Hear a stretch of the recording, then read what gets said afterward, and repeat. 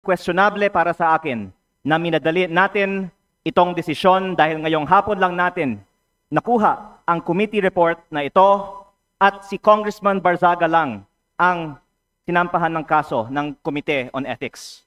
Ang boto ko ay no, lalo na dahil inuuna natin ang kaso niya kaysa sa mga mas seryosong isyong kinakaharap ng isa sa mga kasamahan natin. Isang kapwa kong Batanggenyo na nandito ngayon na bumoto sa kaso ni Congressman Barzaga. Hindi ba nakakahiya maging miyembro ng Kongreso dahil parang naging normal na meron tayong isang kasamahan na inakusahan na nagbayad para sa mahigit 100 billion pesos ng mga kontrata sa DPWH? Para bang tinatanggap natin na normal lang magkaroon ng kasamahan na iniugnay sa pagnanakaw ng bilyong-bilyong piso na hindi iniimbestigahan na ng Committee on Ethics, Public Works o Infracom, samantalang inuunan natin ang kaso ni Congressman Barzaga, habang hindi man lang natin pinaglalaanan ng masusing atensyon ang mas mabigat na aligasyon, lumalabas na parang okay lang magnakaw sa Kongreso.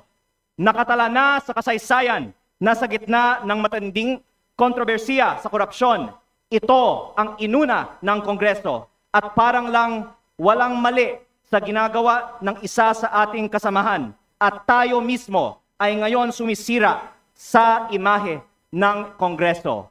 Mahiya naman tayo.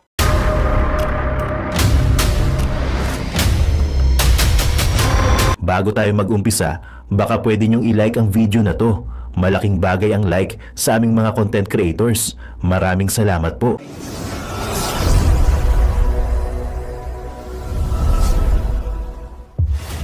Leandro Leviste is hereby recognized. Distinguished colleagues, ang boto ko ay no, hindi dahil perpekto si Congressman Barzaga, pero dahil questionable para sa akin na minadali natin itong desisyon dahil ngayong hapon lang natin nakuha ang committee report na ito at si Congressman Barzaga lang ang sinampahan ng kaso ng Committee on Ethics. Ang boto ko ay no, lalo na dahil inuuna natin ang kaso niya kaysa sa mga mas seryosong isyong kinakaharap ng isa sa mga kasamahan natin. Isang kapwa kong Batanggenyo na nandito ngayon na bumoto sa kaso ni Congressman Barzaga. Hindi ba nakakahiya maging miyembro ng Kongreso dahil parang naging normal na meron tayong isang kasamahan na inakusahan na nagbayad para sa mahigit 100 billion pesos ng mga kontrata sa DPWH? Para bang tinatanggap natin na normal lang magkaroon ng kasamahan na iniugnay sa pagnanakaw ng bilyong-bilyong piso na hindi iniimbestigahan na ng Committee on Ethics, Public Works o Infracom, samantalang inuunan natin ang kaso ni Congressman Barzaga, habang hindi man lang natin pinaglalaanan ng masusing atensyon ang mas mabigat na aligasyon, lumalabas na parang okay lang magnakaw sa Kongreso. Nakatala na sa kasaysayan na sa gitna ng matinding kontrobersiya sa korupsyon, ito ang inuna ng Kongreso at parang lang walang mali sa ginagawa ng isa sa ating kasamahan at tayo mismo ay ngayon sumisira sa imahe ng Kongreso. Mahiya naman tayo. Majority Leader. Mr. Speaker, I'd like to recognize the Honorable Marcoleta for his explanation of his vote. Honorable Marcoleta is hereby recognized.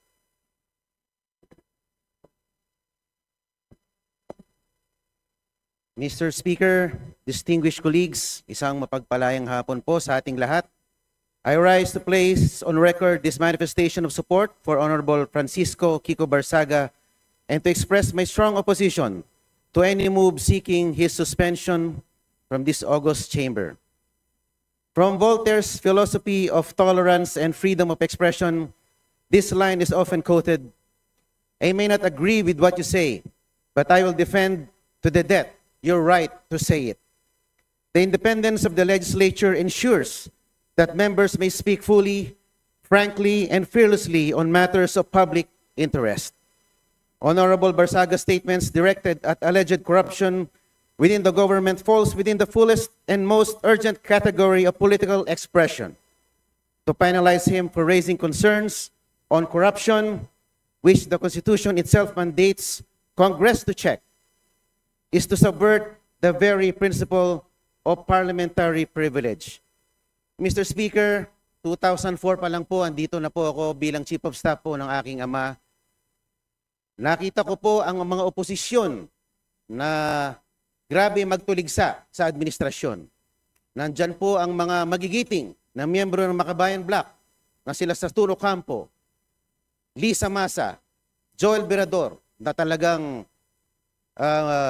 magigiting na mga figura ng oposisyon. Pero hindi naman po sila naharap sa mga ethics case, gaano man sila kaanghang magsilita laban sa administrasyon.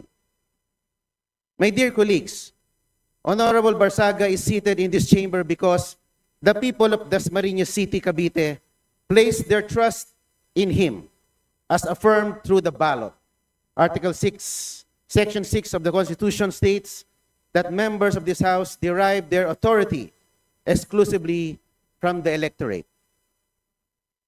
Ano po ba ang mas mabigat na kasalanan? Ang magmiyaw o ang magnakaw? Ano ba ang mas mabigat na kasalanan? Ang mag-video at mag-selfie at mag-post ng pagkadismaya sa gobyerno, ang isang batang congressman? O ang ginawang sistematikong pagnanakaw sa gobyerno? O at pagsimot sa bilyon-bilyong piso sa kaban ng bayan sa pamamagitan ng mga ghost projects?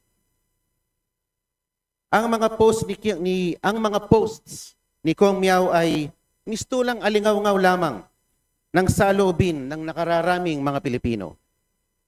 To impose the penalty of suspension is to overturn the sovereign choice of the people. That remedy is reserved only for conduct so reprehensible and destructive of the institution that it overwhelms democratic legitimacy. No such circumstance exists here. Honorable Barsaga's only act was to express his views regarding corruption in government, a matter of public concern central to democratic oversight. Let not the House of Representatives be weaponized against its own members. Thank you very much, Mr. Speaker. Majority Leader. Mr. Speaker, we'd like to recognize the Honorable Congressman Nazal to give his explanation of his vote. Honorable San Fernando is hereby recognized. Thank you, Mr. Speaker. If we don't believe in freedom of expression for people we despise, we don't believe in it at all. This quote serves as the foundation of this representation's vote. Totoo na maraming nasabi, pinahayag, at ginawa ang kinatawang si Representative Barzaga na hindi aakma sa pamantayang inaasahan sa isang halal na opisyal. But this begs us to question, what really is unethical behavior? While I agree that us lawmakers are held to a higher degree of ethics and decorum, such should not work as to stifle free speech and debate. Lawmakers must be free to say what we want, especially on issues involving national importance. Representative Barzaga's actions and words may not fit the usual mold of a traditional lawmaker. But who decides if the mold or what mold is correct? I understand these are difficult questions to answer, and I am unsure if there is any. But one thing I am sure of is that plundering the coffers of government through ghost infrastructure projects is what's unethical. The committee resolution sets a dangerous precedent. Ganito ho ba tayo kabalat sibuyas at allergic sa mga naiibang pananaw? Should our subjective judgments of Representative Barzaga's ethics supplant the will of the electorate? Hayaan natin ang mamamayan ng Dasmariñas ang humatol sa mga ginagawa ni Representative Barzaga. Kung siya ba ay karapat dapat na maging kinatawan nila. My dear colleagues, let us not erode whatever little trust that the public has left for this House. At a time where allegations of massive corruption has been plaguing our beloved institution, it is callousness to sanction one of its most vocal critics, however eccentric, uncouth, or unpalatable his mode of delivery may be. Hindi po sa pamamagitan ng aksyong ginawa natin kay Representative Barzaga, mababawi ang kredibilidad ng ating institusyon. What we need is to bring the public's trust back in this House, and this representation firmly believe that this move will not help us to move in that direction. Yun lang ho, Mr. Speaker, marami hong salamat. Majority Leader. Mr. Speaker, I move to recognize the Honorable Bong Suntay. Honorable Bong Suntay is hereby recognized. Mr. Speaker, distinguished colleagues, ang boto ko ay nakaugat sa malinaw at tahasang proteksyon na ibinigay ng konstitusyon. Proteksyon na hindi natin maaaring baliwalain dahil lamang hindi natin nagustuhan ang pananalita ng isang kasapi. Ang boto ko ay nakaangkla sa pinakamamahal na kalayaan na pundasyon ng ating saligang batas. Nakaukit sa Article 3, Section 4, under freedom of speech, na nagsasaad na no law shall be passed abridging the freedom of speech, of expression, and of the press. Ito ang pundasyon ng lahat ng demokratikong lipunan. Its shield is broad and its protection is deep. It extends even to speech that is sharp, incendiary, or inflammatory. Constitutional protection is not limited to speech that is polite, convenient, or comfortable. This freedom is not ornamental. It is the lifeblood of a democratic discourse. The very air that allows truth to move, compete, and ultimately prevail in the marketplace of ideas. In every Congress, in every era, disagreements, mabigat man o masakit, ay mangyayari. But our duty is not to silence discomfort. Our duty is to allow debate to permit critique and to safeguard the right of each member to speak without fear that dissent itself becomes punishable. Totoo, the circumstances and expressions involved fall short of decorum expected in this House. Hindi natin kinukonsinti ang pamamaraan o pagkasabi. Hindi natin tinatanggal ang bigat ng responsibilidad sa pagpili ng salita. Ngunit, falling short of decorum does not remove constitutional protection. The speech may be harsh. It may offend sensibilities. It may jar our sense of propriety. But as long as it remains within the realm of expression guarded by the Constitution, this chamber cannot treat protected speech as punishable misconduct. Democracy does not mature through silence or suppression. It goes through robust exchange, matinding banggaan ng pananaw o mga malalamang diskurso ng pag-iisip kung saan ang katotohanan ay siyang huling magtatagumpay. I cast a no vote because imposing sanction here creates a chilling effect. Not only on the member involved, but on all who depend on this chamber as a forum for candor, for courage, and confrontation when needed. Hindi ito ang panahon para paliitin ang espasyo ng pagsasalita. Ito ang panahon para palawakin, palakasin, at pangalagaan ito.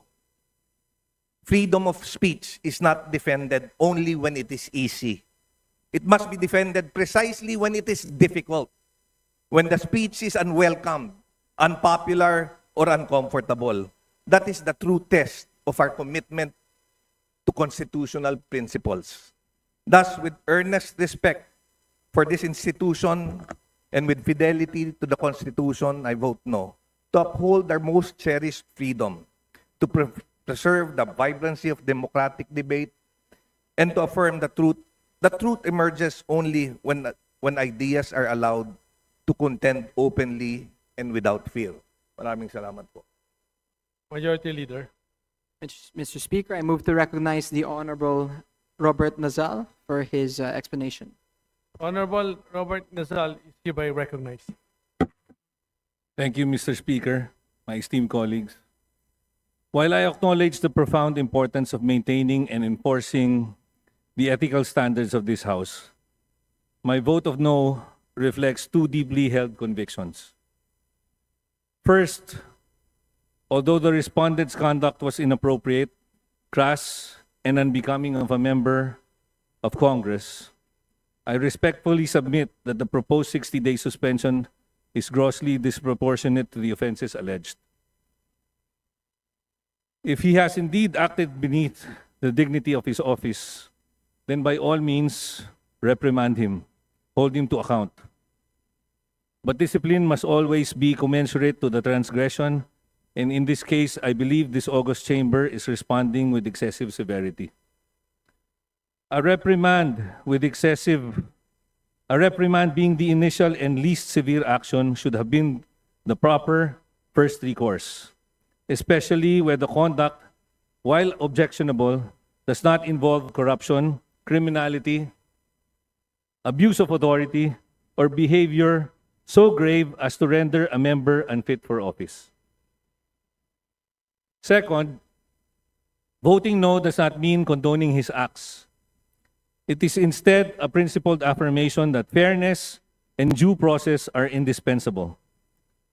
The resolution before us does not specify the precise acts for which Representative Barzaga is to be sanctioned. Without such clarity, how can he meaningfully defend himself before the entire House? The most basic tenets of due process require that any member must be informed of the specific statements or posts deemed punishable before the harshest penalty, short of expulsion, is imposed. If this House demands accountability, then we must likewise ensure fairness. Otherwise, we undermine the very integrity we claim to protect. Finally, this vote is also my gentle appeal to this chamber to recenter its energy on the people's mandate. At a time when Filipino families struggle with daily concerns such as rising prices, job insecurity, health burdens, educational gaps, our primary duty is to ensure that their material well-being remains the central business of the People's House. Let us not lose sight of the urgent fundamental issues that affect every household we swore to serve. A reprimand would have been a balanced, measured response, one that upholds institutional integrity without diverting the House's focus from the needs of our people. For these reasons, I register my view that a reprimand, not suspension, would have been the appropriate, proportionate, and constitutionally sound response under the circumstances. Thank you. Ama naming Diyos na makapangyarihan sa lahat, salamat po sa iyong pagmamahal na hindi nagmamaliw. Sa gitna ng kaguluhan sa aming bansa, turuan niyo po kaming magtiwala sa iyong hustisya at hindi sa hustisya ng tao. Linisin niyo po ang aming mga puso at ituro niyo po ang tamang daan ng katotohanan at pag-ibig. Tulungan niyo po kaming maging ilaw sa gitna ng dilim at ipakita sa mundo na may pag-asa pa sa pangalan ng aming Panginoon Hesus. Salamat po sa pag-ibig po ninyo at salamat sa pagdinig ng aming mga panalangin at iligtas niyo po kami. Sa pangalawa po niyong pagparito at patawarin po kami sa lahat ng aming mga pagkukulang at pagkakasala sapagkat ito po ang aming samutiling sa matamis na pangalan ng aming Panginoon Hesus. Amen. Sa lumang silid, mag-isa kang tahimik, walang kamera, palakpak ay wala na. Ngunit sa bawat pader ng bayang iniwan mo, may pangalan mong di na mabubura.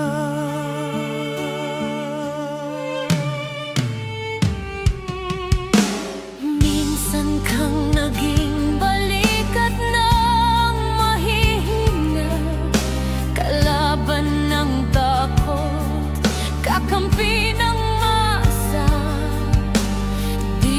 man laging nasabi ang tama, pinili mong ipaglaban ang madla. Hindi ka sakdal gaya naming lahat, pero tumindi ka nang wala walang pag-atras. At ngayong pagod ka na, tatay, kami naman ang sasalo ng bawat bigat.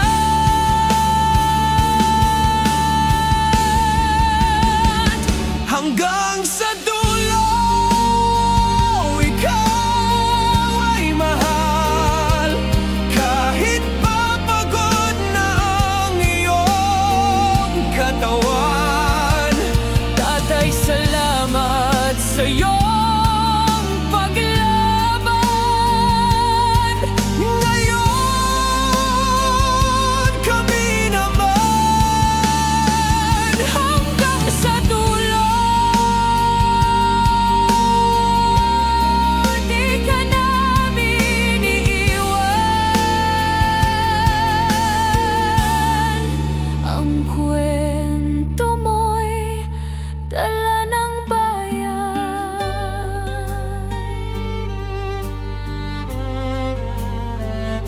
Tahimik ka na sa mga batikos.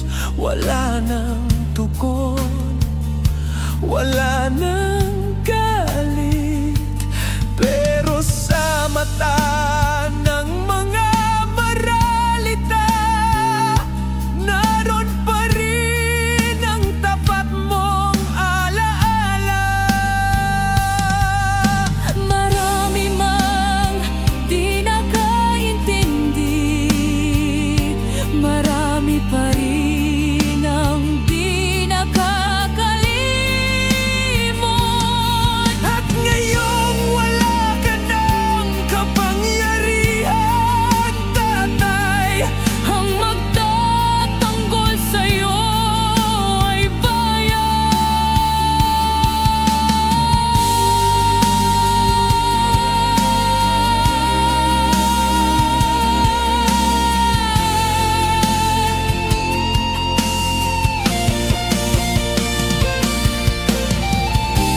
hindi ka nag-iisa kahit ngayon.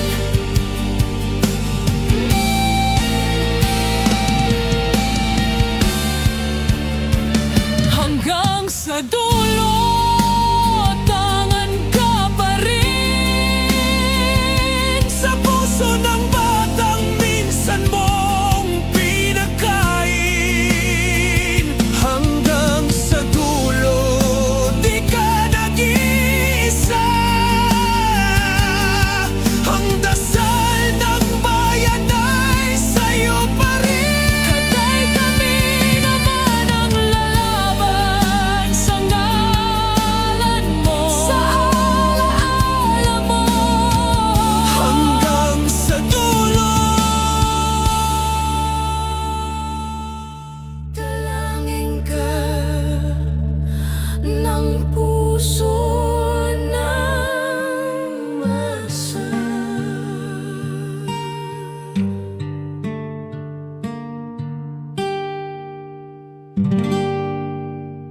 At yun na nga mga kababayan, ano na ang masasabi mo? Kung mayroon kayong hinaing at komento patungkol sa balitang ito, please comment down below. Pag-uusapan natin yan sa comment section. At kung nagustuhan nyo ang video, ay huwag kalimutang mag-like at i-share na din para mas marami pang makaalam at umabot ito sa marami sa ating mga kababayan. Maraming salamat po. Mabuti pa ang sardinas, may label. Eh tayo, wala. Oo nga pala. Nay, ito na yung bayad ko sa isa, ano? O, kunin mo yung isa.